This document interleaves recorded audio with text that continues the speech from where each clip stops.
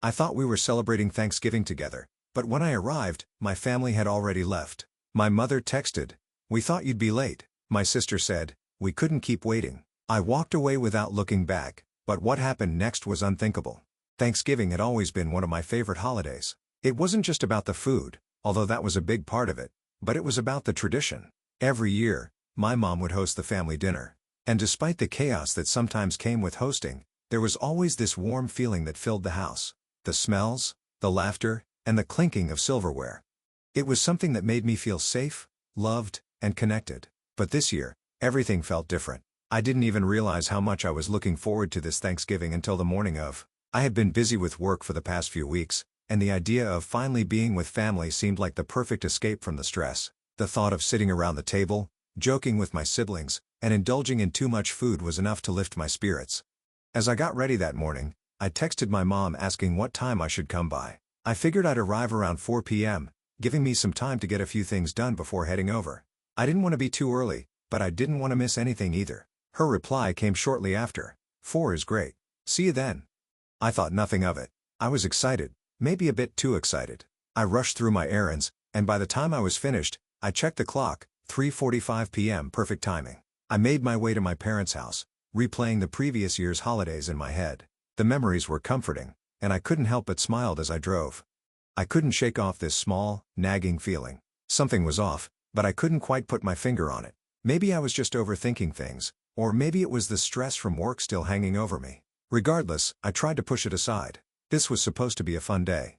When I pulled up to the house, the familiar scent of turkey and mashed potatoes wafted through the air. It was almost like a greeting welcoming me back home. But then, as I stepped out of the car, something felt strange. There were no cars parked in front of the house. That was odd. My family always arrived early to get the food ready, and there was always a bustle of activity in the driveway. I stood there for a second, confused, and then walked toward the front door. Thinking maybe I was just the first one to arrive, I rang the doorbell. No answered. I knocked a few times, a little louder this time. Still, no answered at this point. My heart was starting to race. My stomach twisted in a knot. Where was everyone? I pulled out my phone to send a quick text, but before I could type anything, it buzzed. It was a message from my mom. "We thought you'd be late." My mind went blank for a moment. I reread the message twice, trying to make sense of it. What did she mean by that? Before I could figure it out, another message came through.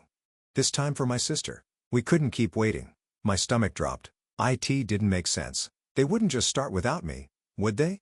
Thanksgiving wasn't just about the meal. It was about the family being together. We always waited for everyone to arrive no matter what. Feeling confused, I opened the door. It creaked slightly as if it had been opened already. I stepped inside expecting to hear the chatter of my family, but the house was eerily silent. There on the table was a half-empty turkey, half the side dishes, and a few scattered plates. It was clear they had already eaten. I stood frozen in the doorway, staring at the remnants of what should have been our meal. The thought that I had been left out, that my family had moved on without me, hit me like a ton of bricks.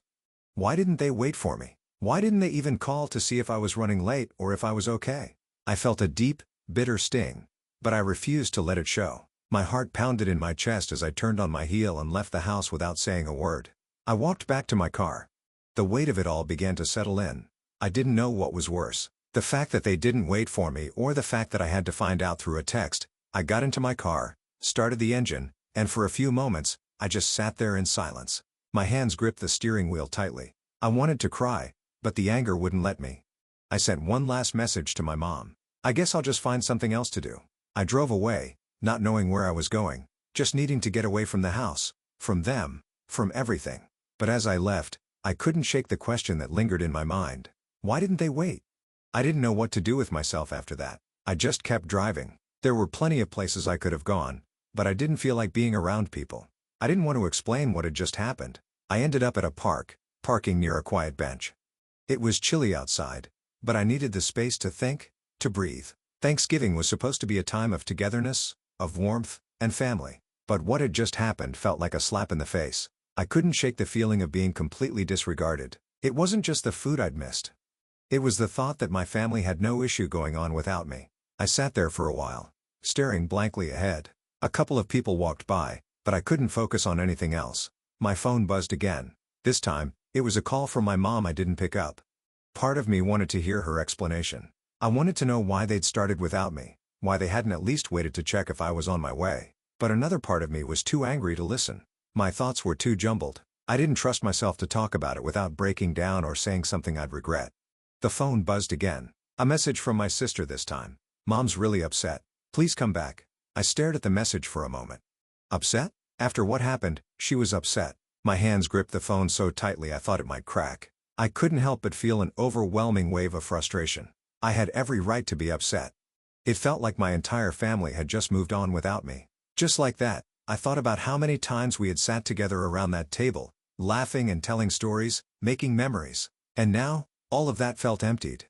I quickly typed out a reply, but before I hit send, I stopped. I didn't know if I was ready to talk to them, if I even wanted to. Instead, I just hit block on both their numbers. I didn't want to hear anything from them, not yet. It felt like the only way I could take back some control. I sat in that park for a while longer, watching as the sun dipped behind the horizon, the sky turning into hues of orange and purple. It was hard to shake the thoughts in my head. I kept replaying the scene in my mind. The empty table, the half-eaten food, the texts, and the unanswered door. Eventually, the cold started to seep in, and I decided it was time to head home. But as I started driving, I couldn't help but wonder, what happens now? Would they try to contact me again? Would they even care? Or had I just become an afterthought to them? When I finally got home, I threw my keys on the counter and collapsed onto the couch. My phone buzzed again. This time, it was a voicemail from my mom. It was short and shaky, her voice filled with an apology I wasn't sure I could believe. "Please, can we talk? We didn't mean to hurt you. We just didn't think you'd be coming. Please call me when you can." I didn't know what to make of it. I didn't know if I was ready to forgive them, but there was a part of me that wanted to hear them out, a part of me that couldn't completely walk away. I stared at the message for what felt like hours, but I didn't reply. Instead, I lay down, the coldness from earlier wrapping around me like a blanket. I couldn't help but wonder if things would ever be the same again. The next few days were strange. The holiday passed without any more attempts from my family to reach out, at least not in a way that felt genuine. The messages had stopped coming, and the silence between us grew louder with each passing hour. I'd find myself staring at my phone, waiting for a call, but nothing came, and I began to wonder if they were just waiting for me to make the next move, to reach out first. But honestly, I wasn't sure if I could. The whole situation had shaken me more than I cared to admit, and a part of me wasn't ready to face them, let alone let them back into my life like nothing had happened. But then, exactly 3 days after Thanksgiving, I received a message from my mom. "Can we meet? I need to talk to you." There was no apology, no acknowledgement of the hurt, just a cold, brief request to meet. I stared at the message for what felt like forever. 1,000 thoughts rushed through my mind. Was she finally going to explain herself? Was this just some form of damage control? I had no idea, but I knew one thing. I wasn't sure if I was ready to face them yet. I couldn't help but think about all the years I'd put into the family dynamic, years of showing up, always doing my best to be there. And yet, they hadn't done the same for me. That hurt more than I'd like to admit, but despite all my doubts, a small part of me wanted closure. I had to know if they truly understood what they'd done, if they even cared at all. So I agreed to meet. We set up a time to meet at a small cafe in town. I wasn't sure what to expect, but my heart was already racing as I drove there. The thought of sitting face to face with them again was nerve-wracking, and yet, I couldn't help but feel a sliver of hope. Maybe things could go back to normal. Maybe this would be the moment we could fix everything. When I arrived, I saw my mom sitting by the window, her hands folded in front of her on the table. Her expression was hard to read. Nervous, maybe? I couldn't tell. She hadn't looked this vulnerable in years. I walked over and sat down across from her. We both stared at each other in silence for a long moment. I didn't know what to say. The tension in the air was thick, and I found myself gripping the edges of my seat. Finally, she broke the silence. "I know you're upset," she said quietly, her voice shaky. "I'm sorry. I should have waited for you, but it wasn't what you think. We were worried you wouldn't come, and the food was getting cold." I didn't say anything. I wasn't sure if I even wanted to hear her reasoning. It felt like an excuse, a way to deflect from the fact that they had made the decision to go ahead without me. I couldn't shake the thought that if they really cared, they would have waited. If they really cared, they would have at least tried to call. "I didn't want to hurt you," she continued, her voice now a little more pleading. "We just assumed you'd be too busy or that something had come up. But I never meant for it to go like this." I looked at her, trying to read her face, but instead of feeling relief, I felt a growing sense of frustration. It didn't feel like an apology. It felt more like an explanation wrapped in guilt. I didn't want her pity. I wanted to know why she hadn't thought to check on me or make sure I was coming. It wasn't just the meal that hurt. It was the fact that I had been so easily disregarded. The silence stretched on again. And just as I was about to speak, my phone buzzed. It was a text from my sister. I opened it expecting another apology or some kind of emotional message, but instead, I read, "Mom says you're here. Please don't make this harder than it has to be. We just want to move on." My stomach churned. Move on? Move on from what? Was this all just something that needed to be brushed aside? Forgotten? Could they really think that I could just let it go as if nothing had happened? I stared at the screen, my thumb hovering over the keyboard, unsure of what to say. And then I looked up at my mom, who was still waiting for me to say something. Anything. She looked like she was holding her breath. I don't know what to say. I finally whispered, "I thought we meant more to each other than this." Her face fell, and she reached across the table to touch my hand.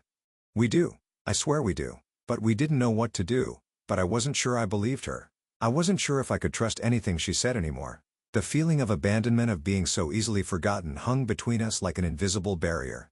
As my mom's hand rested on mine, I could feel the tension in her touch.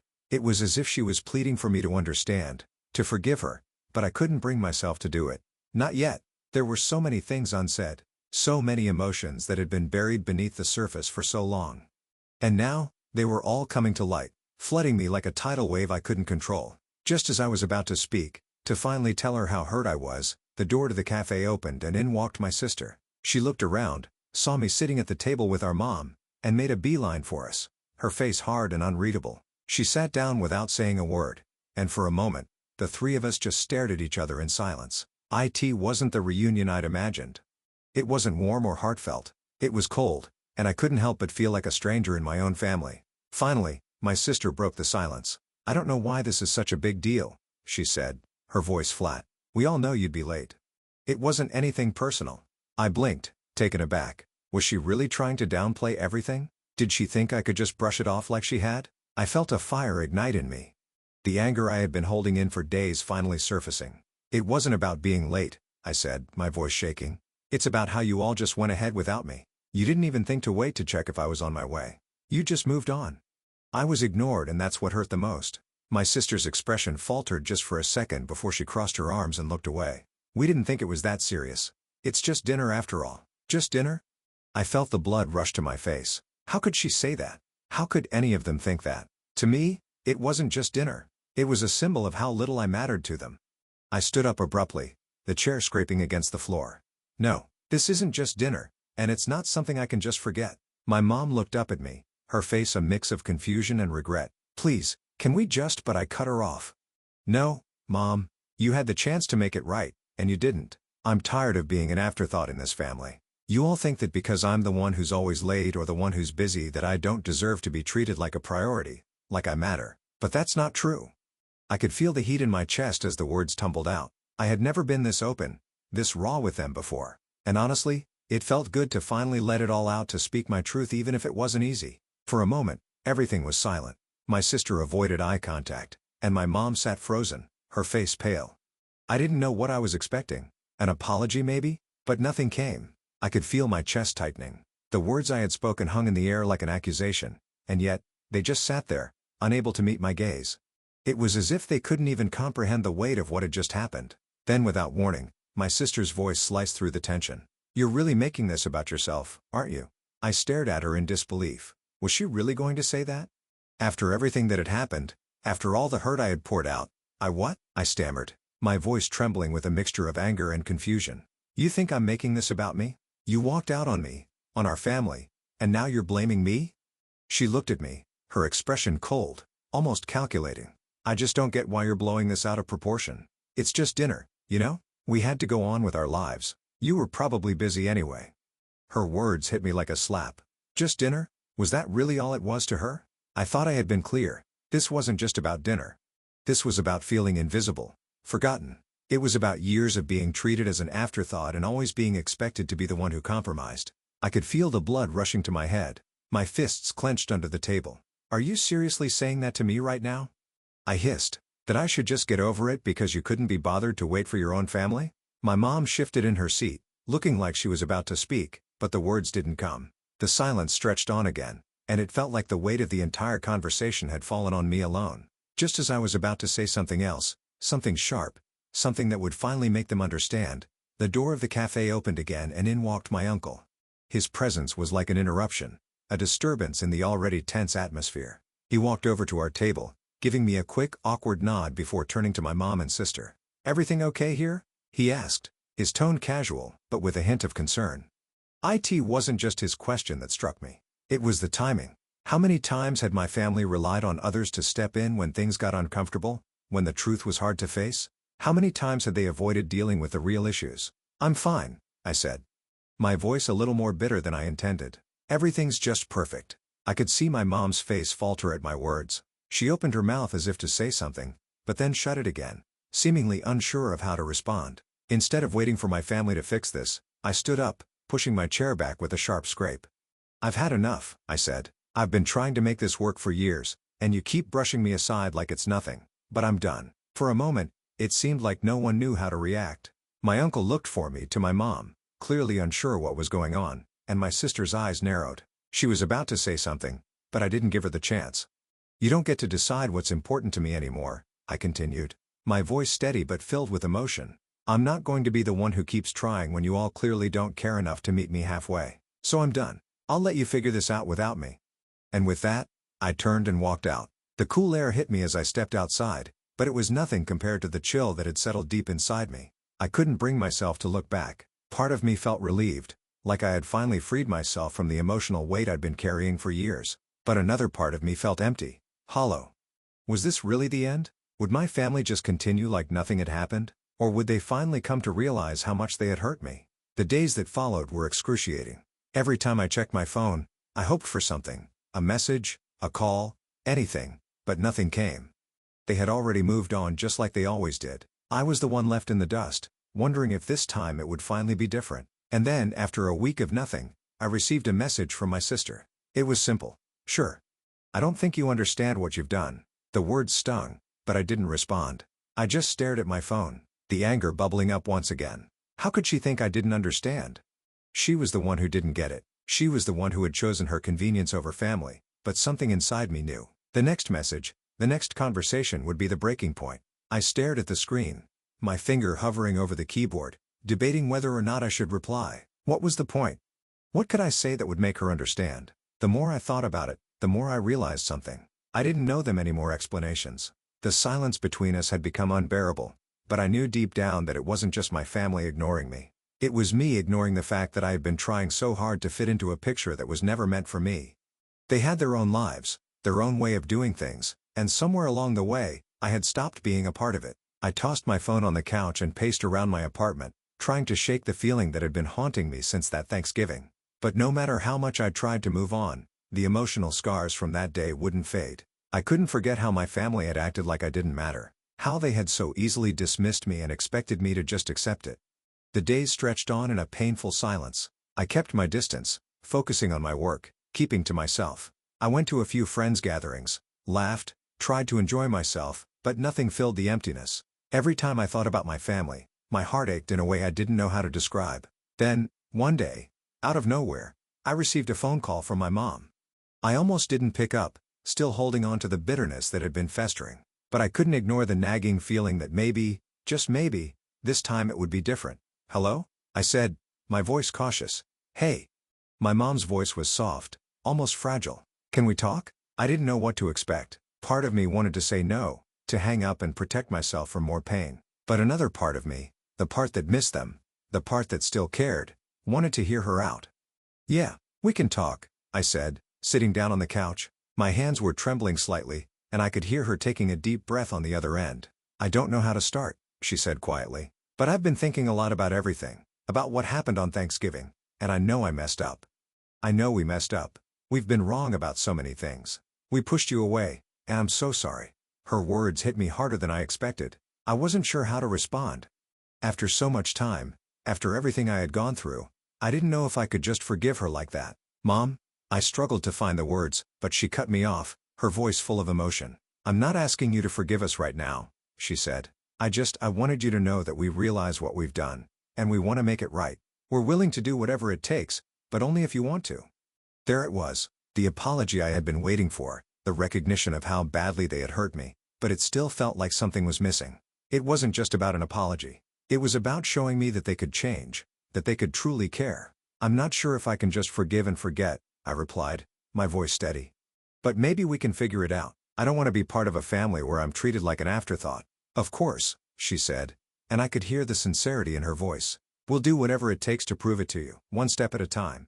It wasn't the perfect ending. It wasn't some dramatic reunion with hugs and happy tears, but it was a start. It was a chance for all of us to heal, to rebuild what had been broken. And as I hung up the phone, I knew one thing for sure. This wasn't over. It wasn't the happily ever after moment I dreamed of, but it was real. It was the beginning of something new, something that had the potential to change everything. But deep down, a part of me still wasn't sure. Was this just another cycle of empty promises? Could they really change after all these years of letting me down? Or was I just setting myself up for more disappointment? I stood there in my living room, staring at the phone, wondering what my next step should be.